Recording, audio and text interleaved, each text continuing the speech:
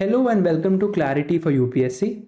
I am Dr. Shivan, and in this video, I'm going to talk about essay strategies, specifically about philosophical essays, by giving you a live demonstration and writing a philosophical essay in front of you. So stay tuned. Essay की importance सबको पता है. S A में आप 150 तक marks score कर सकते हो आउट ऑफ 250, एंड ये कोई बहुत, it's not a huge feat. A lot of people score 150, some people even score 160.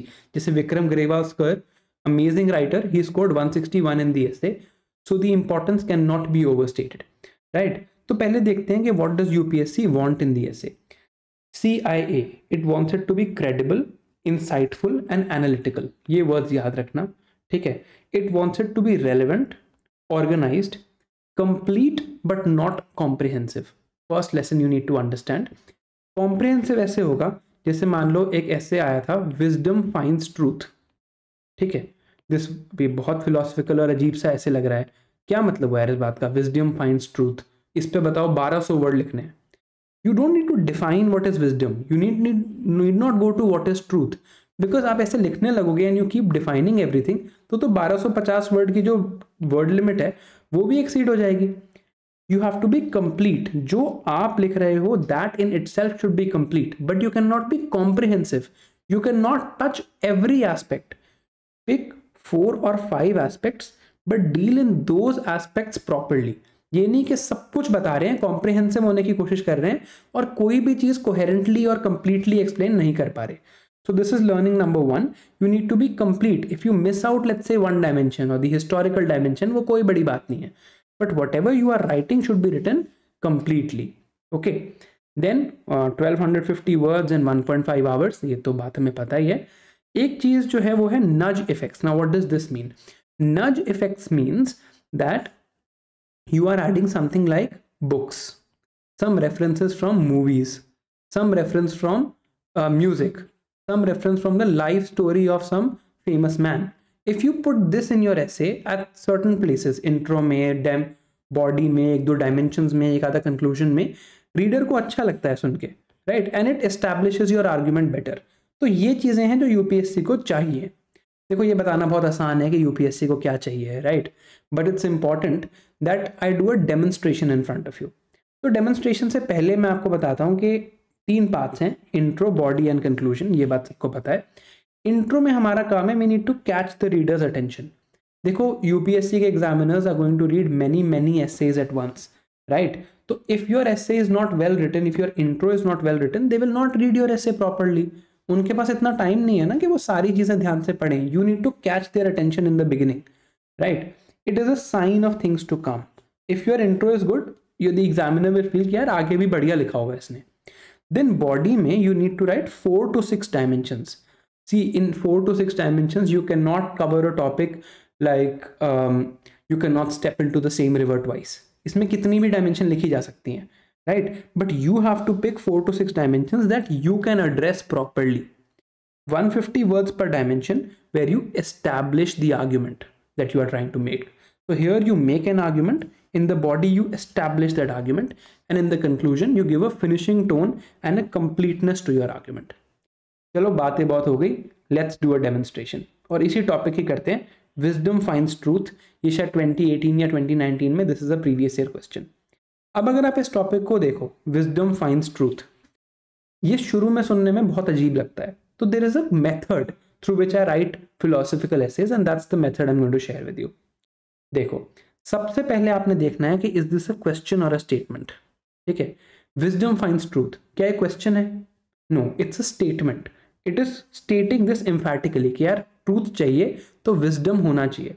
तो there is no scope here of going into wisdom does not find truth, or truth cannot be found through wisdom, or there are other ways to find the truth. You only have to defend this statement. ठीक है? Then you have to look at the tone. Tone क्या है? It is a suggestion. It is an encouraging sort of tone. यार देखो, truth eludes everyone. सबको truth find करने में दिक्कत होती है, but if you have wisdom, you will get the truth. This is the tone. Then you have to look at the context. Context क्या है कि ये टॉपिक आज की डेट में रेलेवेंट क्यों है. सोचना शुरू करते हैं. This is where understanding the topic begins. Life is confusing. There is urban life, there are so many confusions in it. There is a career choice that you have to make, है ना? The truth is in your career choice what you deserve and what is as per your aptitude, but you need wisdom to find that truth. There is a search for meaning in life. What is life? Why does it exist? Why was I born? There are things like midlife crises. In these cases, you need wisdom to guide you to the path of truth. Parenting, it is a huge challenge. आपको पता नहीं बच्चे से कैसे deal करना है, कैसे उससे बात करनी है. आप अपने पेरेंट्स का सोचो. Just think of the challenges they have gone through, right? So they need wisdom. Who are my friends and who are my enemies? Who are the ones who are pretending to be my friends but not my enemy, but they are actually my enemies? And अगर ये सोचो, this can be in context of diplomacy also, right? So you need wisdom to find the truth. Should I go for religion or should I go for science? What is the answer to my moral dilemmas? To find the truth, I need wisdom. तो ये तो है context. This is just understanding the topic right now. कि यार ये इस पे कुछ point कर रहा है. And देखो ये step तो आपको करना ही पड़ेगा. Without understanding what the topic is trying to ask you, there is no way forward. But एक बार आपको समझ आ जाए, है ना, then it becomes an easy task. समझ आ गया ना यार कि वो कह रहा है कि अगर आपके पास आप wise हो गए, आपके पास wisdom होगा, rationality होगी, scientific thinking होगी, तो आप लाइफ के डिलेमास को सॉल्व करके you can find the truth और द आंसर. अब देखते हैं next very important step is finding alternate words. मैं पहले ही बता दूं, alternate words does not mean synonyms. ठीक है, these are not synonyms. These are what could be the alternates of wisdom, या विजडम से वो कहना क्या चाह रहा है, फाइंड से वो कहना क्या चाह रहा है, और ट्रूथ से वो कहना क्या चाह रहा है. ठीक है, विजडम से यूपीएससी क्या कहना चाह रहा है?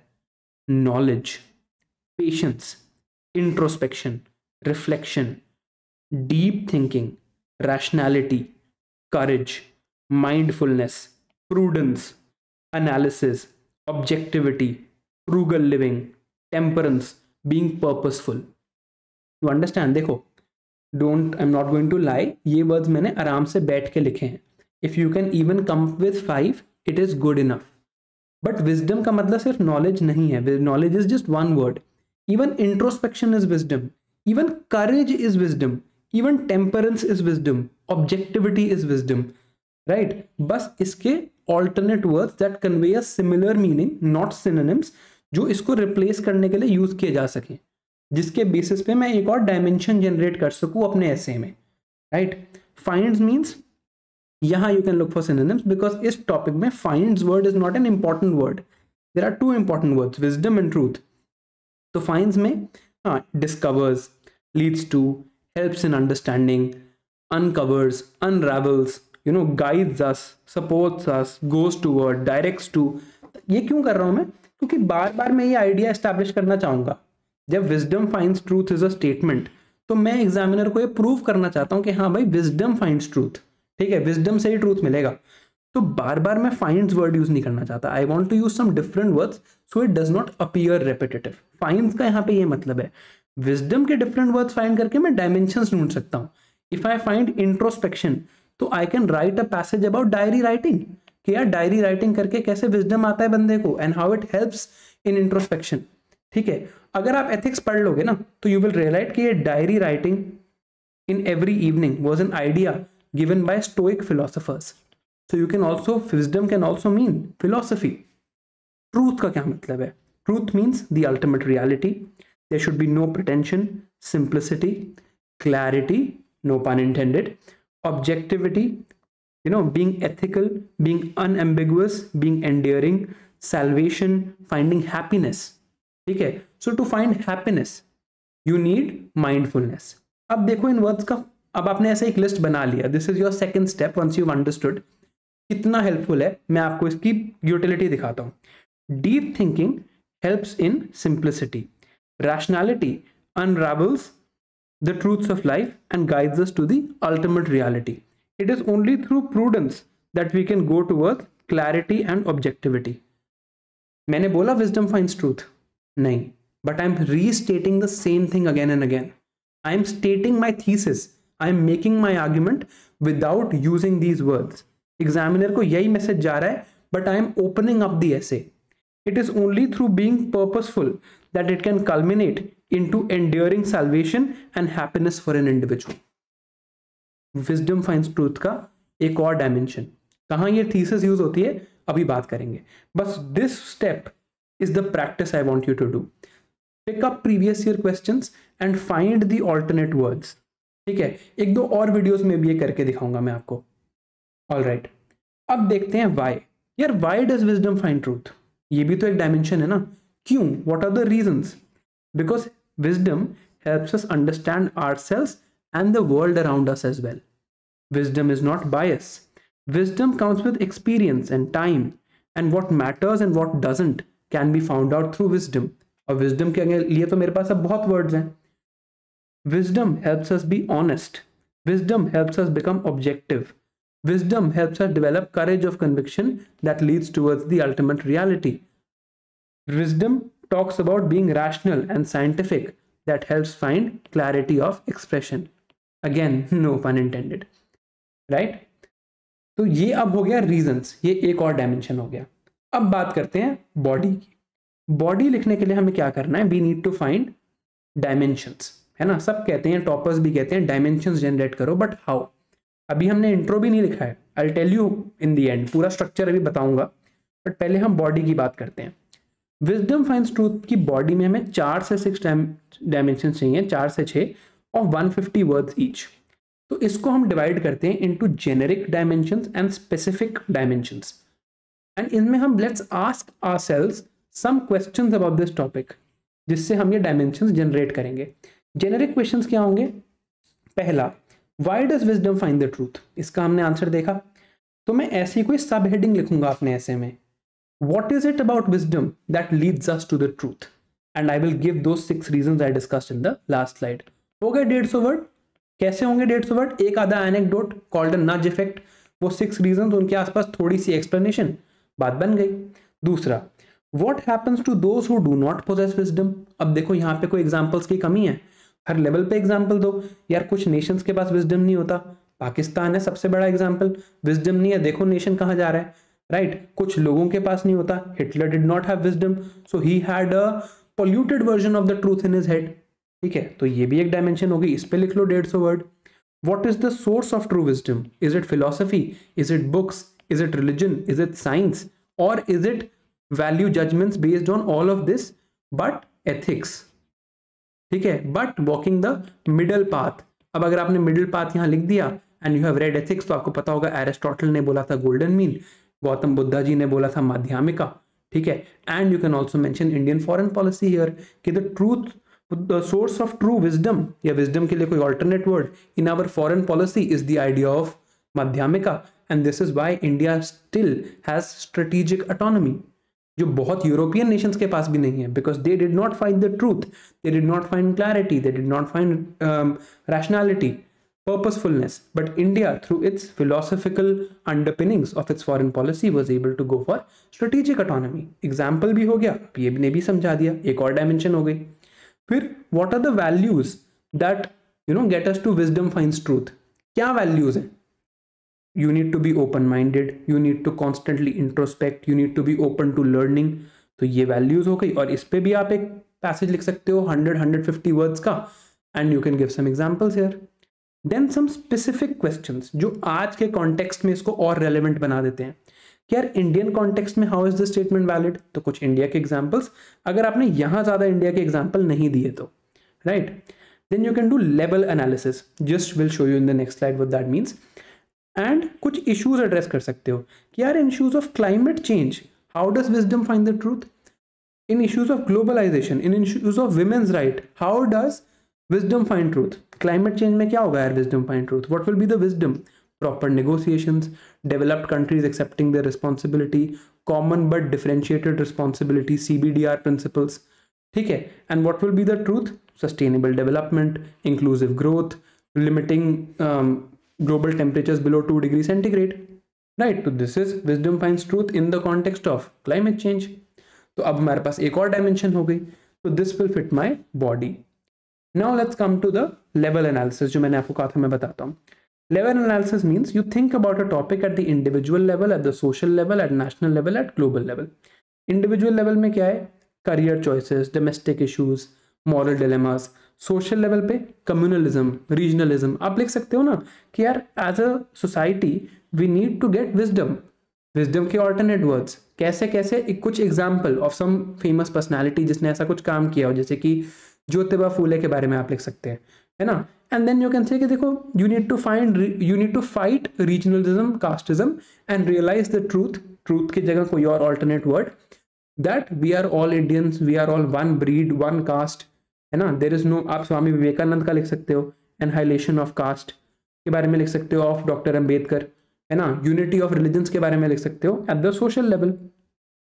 देन नेशनल लेवल पे you can talk about the border issue, कि देखो India and Bangladesh had wisdom, wisdom के लिए कोई alternate word, so they were able to do the land boundary agreement, but it is not the case with India and Pakistan.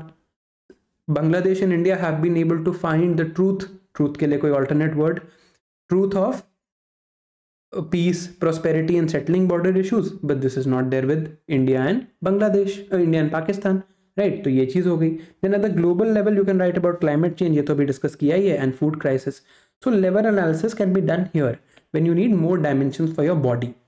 Now you will अब ऐसे करके you find 6 dimensions जो आपको लगती हैं आप best explain कर सकते हो, you have the best examples and best backing for it. उसके बाद you need to go to the conclusion. Conclusion needs to be a little bit futuristic, कि how can we ensure that future generations imbibe these values and they'll understand that wisdom finds truth. What role do institutions play? Institutions meaning what will the family do, what will the school do, what will our politics do, what will our religions do, what will our economy do, ठीक है। What role do these institutions play in imbibing the values of wisdom finds truth, थोड़ा सा इस बारे में लिखा। Future generations में लिखा कि if we don't realise this what will happen, if we realise this what will happen, and end में फिर से थोड़ा सा रीअसर्ट कर दिया जो हमने स्टार्टिंग में किया था ऑल्टरनेट वर्ड्स यूज करके, ताकि आपका कंक्लूजन कंप्लीट रहे। अब देखते हैं हमारे इस एसे का स्ट्रक्चर। इंट्रो में we will write a hook, ये एक नई चीज है। Hook means some interesting event to catch the attention of the reader, ठीक है। जैसे लोग, कई टॉपर्स कहते हैं कि मैं पर्सनल स्टोरीज लिखता हूँ, यू कैन राइट एनीथिंग, आप स्टोरी अपनी बना भी सकते हो। जैसे इस केस में you can right about allegory of the cave. मैंने अभी recently on a channel, YouTube channel called school of life, बहुत अच्छी उसमें फिलोसफीज होती हैं, तो प्लेटो की फिलोसफी है ये। थोड़ा सा बताता हूँ इसमें क्या होता है कि लोग केव के अंदर बैठे हैं, पीछे से लाइट आ रही है, उन्हें शैडोज दिख रही हैं, उन्हें लगता है यही रियल वर्ल्ड है। बट कोई बंदा केव को एस्केप करता है, वो बताता है उनको कि नहीं यार देखो, this is not the real world, तुम तो एक, you are living in a phantom world, right.